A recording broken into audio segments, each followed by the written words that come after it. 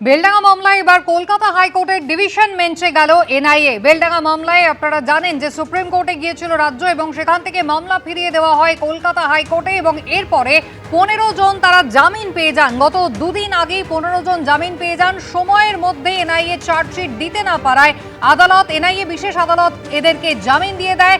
যে নির্দেশকে চ্যালেঞ্জ করে এবার কলকাতা হাইকোর্টের ডিভিশন বেঞ্চে গেল এনআইএ। সৌভিক মজুমদার আমাদের প্রতিনিধি রয়েছেন আমাদের সঙ্গে। সৌভিক, সময় মতো চার্জশিট এনআইএ জমা দিতে পারেনি এবং সেই কারণে এনআইএ বিশেষ আদালতে এই 15 জনের জামিন হয়ে গিয়েছিল আমরা জানি। এরপর এই রায়কে চ্যালেঞ্জ করে ডিভিশন বেঞ্চে গেল এনআইএ। দেখো, একেবারেই তার কারণ হলো এনআইএর যে যুক্তি, সেই যুক্তি অনুযায়ী যে সাধারণ কোনো মামলা হলে সেক্ষেত্রে মামলা দায়ের হওয়ার পরে 90 দিনের মধ্যে এই চার্জশিট পেশ করতে হয়। কিন্তু যেহেতু এই বেলডাঙ্গার ঘটনার মামলায় ইতিমধ্যেই ইউএপি এর যে ধারাগুলো রয়েছে সেই ধারা যুক্ত হয়েছে এবং ইউএপিএতে এই মামলা রুজু হয়েছে, সেই কারণে এনআইএ এর বক্তব্য এই ধরনের বিশেষ ধারা যখন যুক্ত হয় সেই সময় এই সময়সীমাটা 90 দিন নয়, সেই সময়সীমাটা বেড়ে গিয়ে 180 দিন হয়ে যায়। ফলে এনআইএ এর বক্তব্য তাদের হাতে 180 দিন সময় রয়েছে এই চার্জশিট জমা দেওয়ার জন্য এবং ইউএপি এর যে ধারা তারা এক্ষেত্রে বলবৎ করেছিলেন সেই ধারা কিন্তু এখনো সুপ্রিম কোর্টের তরফ থেকে বা কলকাতা হাইকোর্টের তরফ থেকে খারিজ করা হয়নি, বরং সুপ্রিম কোর্টের তরফ থেকে বলা হয়েছিল যে এই মামলার ক্ষেত্রে ইউএপি এর ধারা যথার্থভাবে প্রয়োগ করা হয়েছে কিনা সেই বিষয়টা কলকাতা হাইকোর্টের মহামান্য প্রধান বিচারপতি খতিয়ে দেখবেন এবং সেই অনুযায়ী তারা সিদ্ধান্ত নেবেন। ফলে এনআইএ এর বক্তব্য হচ্ছে যে কলকাতা হাইকোর্ট বা সুপ্রিম কোর্ট তারা কেউই কিন্তু এনআইএ এর এই ইউএপি এর ধারাকে বাতিল করেননি এই বেলডাঙ্গা মামলার ক্ষেত্রে। ফলত তাদের বক্তব্য তারা কিন্তু বিশেষ আদালতে, অর্থাৎ এনআইএ এর যে বিশেষ আদালত রয়েছে সেখানে যখন এই মামলা হয় এবং 15 জনের জামিনের আবেদন মঞ্জুর করা হয় সেই সময় তারা কিন্তু মাননীয় আদালতকে তারা বারবার বলেছিলেন যে এক্ষেত্রে ইউএপিএ ধারা এখনো বলবৎ রয়েছে এবং সেই ধারার আইন অনুযায়ী এখনো পর্যন্ত তাদের হাতে 180 দিন সময় রয়েছে। ফলে এই যে অভিযুক্তরা রয়েছে এদেরকে জামিন দেওয়া সেটা কিন্তু ঠিক হবে না বা সেটা কিন্তু আইন অনুযায়ী সেটা বৈধ নয়। কিন্তু তারপরেও এনআইএ এর বক্তব্য হচ্ছে মাননীয় বিচারক তিনি এই জামিনের আবেদন মঞ্জুর করেছেন। ফলে ইতিমধ্যে 15 জন এই গুরুতর যে অপরাধের অভিযোগ তারা আনছেন সেই অপরাধে তারা জামিনে মুক্ত হয়েছেন বলে এনআইএ এর তরফ থেকে অভিযোগ করা হচ্ছে এবং ইতিমধ্যেই তুমি জানো এনআইএ এর তরফ থেকে শুক্রবার দিনই তারা মাননীয় প্রধান বিচারপতিকে ইমেল করেন এবং দ্রুত মামলা দায়ের করতে চান এবং সেই মর্মে শনিবারের মধ্যেই এই মামলা দায়েরের যে প্রক্রিয়া রয়েছে সেটা সম্ভব হয়েছে এবং আজকে সকালে তারা মাননীয় বিচারপতি অরিজিৎ বন্দ্যোপাধ্যায় এবং বিচারপতি অপূর্ব সিনহা রায়ের ডিভিশন বেঞ্চে দৃষ্টি আকর্ষণ করেছেন এবং সেই আবেদনকে মান্যতা দেওয়া হয়েছে এবং আগামীকাল সকালে প্রথম মামলা হিসাবে এই মামলার যে বিচার প্রক্রিয়া সেটা কলকাতা হাইকোর্টে শুরু হবে এবং তারপরেই স্পষ্ট হবে যে ইউএপিএ যে ধারা ইতিমধ্যে এনআইএ এই মামলার ক্ষেত্রে প্রয়োগ করেছিল সেটা বলবৎ থাকবে কিনা এবং 15 জনের জামিনের যে আবেদন ইতিমধ্যে বিশেষ আদালত মঞ্জুর করেছিল সেটাই বা বহাল থাকবে কিনা সেটাও কিন্তু আগামীকাল স্পষ্ট হওয়ার একটা সম্ভাবনা রয়েছে। কুসুমিতা। সৌভিক, ধন্যবাদ। লোকসভায় পাশ করেনি মহিলাদের সংশোধিত আসন সংরক্ষণ বিল। এই অবস্থায় রবিবার পশ্চিমবঙ্গে ভোট প্রচারে এসে সেই বিল নিয়ে সুর আরও চড়ালেন নরেন্দ্র মোদী। তৃণমূলকে নিশানা করে প্রধানমন্ত্রী বললেন টিএমসি বাংলার বোনেদেরকে আরেকবার ধোঁকা দিয়েছে।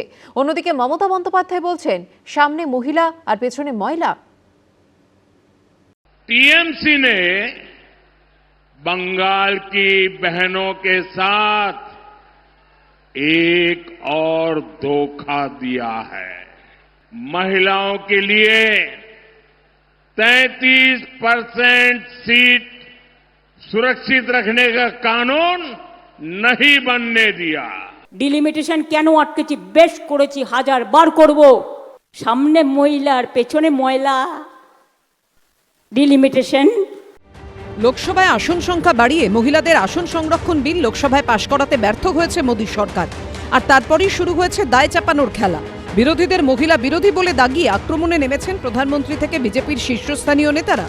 আবার বিরোধীদের দাবি মহিলাদের জন্য আসন সংরক্ষণ নয়, মোদী সরকারের আসল উদ্দেশ্য লোকসভার আসন সংখ্যা বাড়িয়ে নিজের রাজনৈতিক স্বার্থসিদ্ধি করা। এই প্রেক্ষাপটে বৃহস্পতিবার প্রথম দফার ভোটের লাইনে দাঁড়াতে চলেছেন রাজ্যবাসী। পশ্চিমবঙ্গে বর্তমানে মোট ভোটারের প্রায় অর্ধেকই মহিলা। এই অবস্থায় রবিবার পশ্চিমবঙ্গে ভোট প্রচারে এসে মহিলা সংরক্ষণ বিল নিয়ে সুর আরো চড়ালেন নরেন্দ্র মোদী।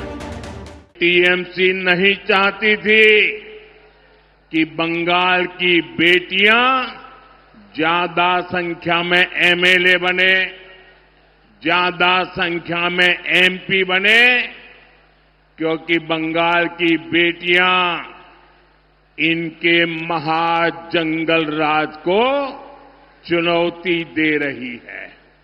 इसलिए टीएमसी ने कांग्रेस के साथ मिलकर साजिश रची और इन्होंने महिलाओं के लिए 33% सीट सुरक्षित रखने का कानून नहीं बनने दिया।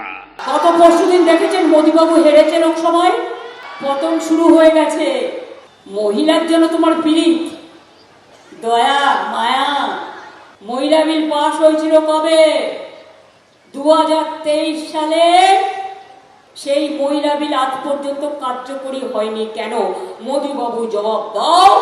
মহিলা বিলের সাথে তোমরা ডিলিমিটেশন যুক্ত করে দিয়েছিলে, তার অর্থ বঙ্গভঙ্গ করা। সংসদে মহিলা সংরক্ষণের জন্য সংবিধান সংশোধনী বিল পাশ না হওয়ায় শনিবার রাতে জাতির উদ্দেশ্যে ভাষণে কংগ্রেস তৃণমূল সহ বিরোধীদের চাঁচাছোলা ভাষায় আক্রমণ করেন।